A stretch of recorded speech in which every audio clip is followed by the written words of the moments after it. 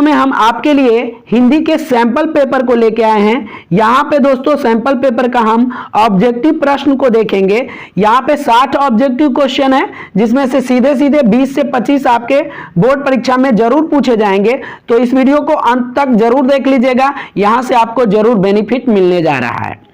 तो दोस्तों चलिए हम अपने पहले प्रश्न को देखते हैं। पहला प्रश्न है, मदन किसका पुत्र था?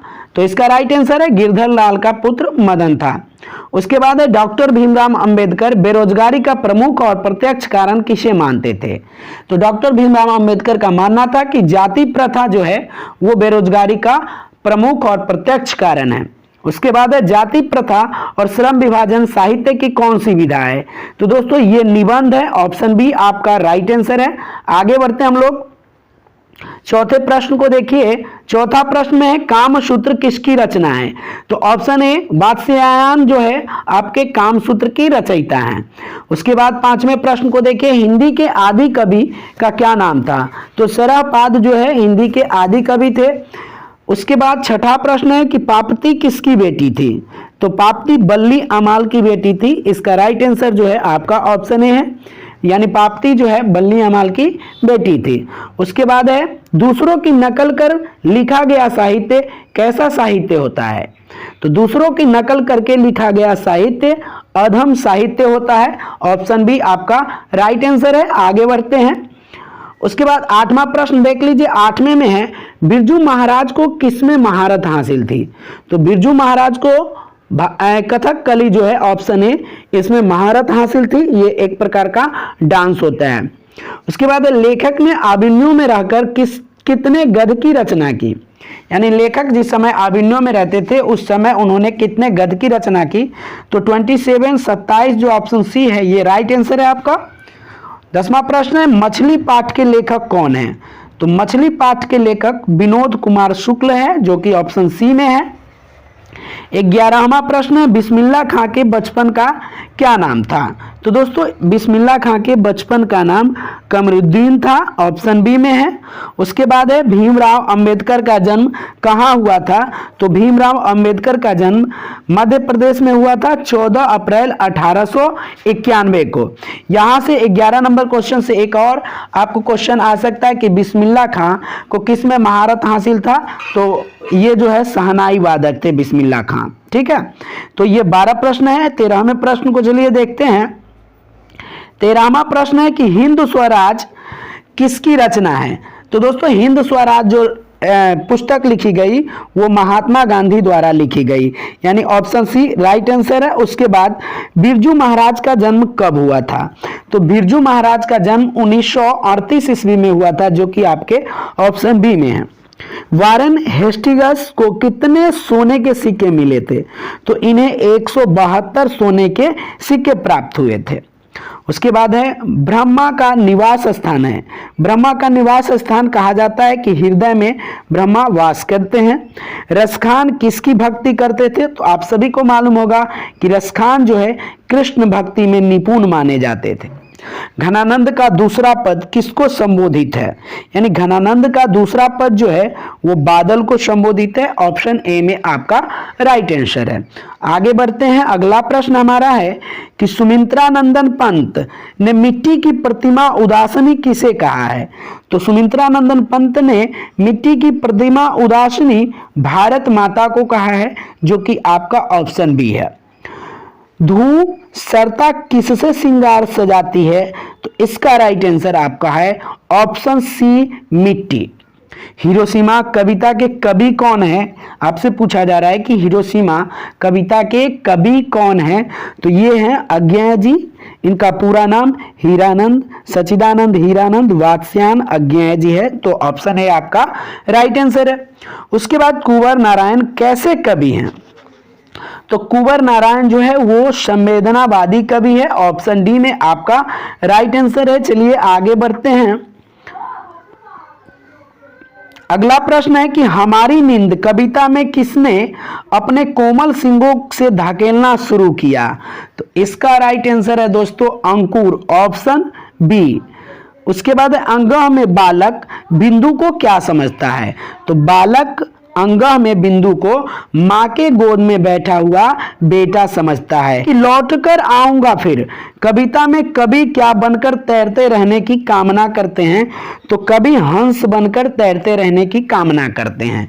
अगला प्रश्न है, मेरे बिना तुम प्रभु में लहूलुहान कौन भटकेंगे? तो भगवान के पैर जो है लहूलुहान भटकेंगे।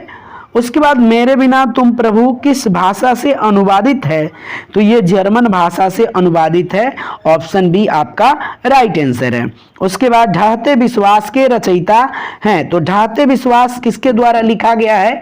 तो इसका राइट आंसर है दोस्तों ऑप्शन सी सातकोरी होता। आगे बढ़ते हैं। अगला प्रश्न है, गुण निधि कहां से लौटा था? तो इसका राइट आंसर है ऑप्शन ए कटक।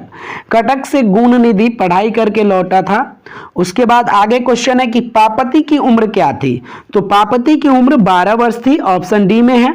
सीता के बेटों ने सीता को कितने रुपए माहवारी खर्च देने का निर्णय किया? तो दोस्तों सीता के बेटे ने 50-50 रुपए माहवारी खर्च देने का निर्णय किया, जो कि ऑप्शन बी में है। उसके बाद है, धरती कब तक घूमेगी कहानीकार है, यानी धरती कब तक घूमेगी के कहानीकार कौन है? तो सांवरदैया है, जो कि ऑप्शन ए में है। उसके बाद नगर कहानी का प्रमुख पात्र कौन है? तो इसका प्रमुख पात्र पापति है।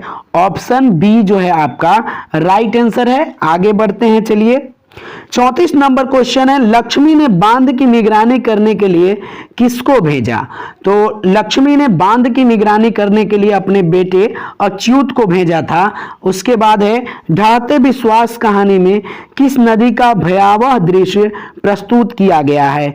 तो ये ऑप्शन बी जो है आपका महानदी, इसका भयावह दृश्य उसमें प्रस्तुत की गई है।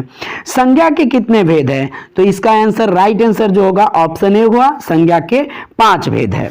कोई आ रहा है, इस वाक्य में कोई कौन सा सर्वनाम है? तो देखिए कोई जो है ये अनिश्चित है। कोई आ रहा है तो ये अनिश्चितता को दर्शाता है, इसलिए ये अनिश्चयवाचक सर्वनाम है। आगे बढ़ते हैं, 38वां क्वेश्चन को देखते हैं। 38वां क्वेश्चन है कि रामचरितमानस में अनेक मार्मिक प्रसंग आए हैं, इस वाक्य में विशेषण पद चुने। तो इसका राइट आंसर है मार्मिक। विशेषण जो पद है वो मार्मिक है, क्योंकि यही विशेषता बताने का कार्य कर रहा है। क्रिया के कितने भेद हैं? तो क्रिया के 2 भेद है। कौन कौन? सकर्मक और अकर्मक। क्रिया के 2 भेद है, सकर्मक और अकर्मक। 40 नंबर क्वेश्चन देखिए, वर्तमान काल के कितने भेद है? तो दोस्तों वर्तमान काल के 4 भेद है, जो कि ऑप्शन डी में है। आगे बढ़िए, आगे के क्वेश्चन को देखते हैं। अगला प्रश्न है, बंदर पेड़ पर बैठा है। बंदर पेड़ पर बैठा है, इस वाक्य में पेड़ पर किस कारक का प्रयोग हुआ है? किस कारक का इसमें प्रयोग हुआ है, इसे चुनना है। तो दोस्तों इसका राइट आंसर आपका है अधिकरण, ऑप्शन सी। रचना की दृष्टि से वाक्य कितने प्रकार के होते हैं? तो रचना की दृष्टि से वाक्य 3 प्रकार के होते हैं। उसके बाद नदी जोड़ ईस में कौन सी संधि है? नदी जोड़ ईस। अब देखिए नदी में और ईस में क्या है? तो दीर्घिकार है, न द दीर्घिकार है, तो दीर्घ समय ज्यादा लग रहा है, तो इसीलिए दीर्घ संधि है, ऑप्शन ए। उसके बाद मूक का विलोम है, तो मूक का विलोम जो होगा वाचाल होगा। मूक मतलब होता है कि जो कुछ नहीं बोलता, और वाचाल जो हमेशा बोलता रहता है उसे वाचाल कहते हैं।